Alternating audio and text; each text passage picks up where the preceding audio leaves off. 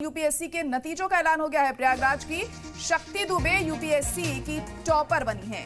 तो अहम खबर इस वक्त आपको बता दें, यूपीएससी के नतीजों का ऐलान कर दिया गया है। बड़ी खबर इस वक्त सामने आ रही है। प्रयागराज की शक्ति दुबे यूपीएससी की टॉपर बनी है।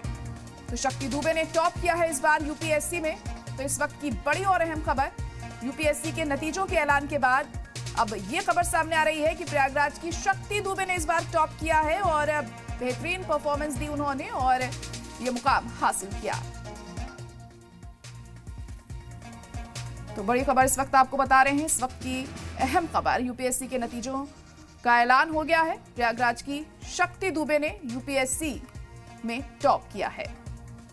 तो पिछले काफी वक्त से इंतजार था तमाम स्टूडेंट्स को जिन्होंने एग्जाम दिए थे और आखिरकार अब वो दिन आ गया है जब रिजल्ट सामने आ चुका है और रिजल्ट में शक्ति दुबे का नाम सबसे ऊपर देखने को मिला।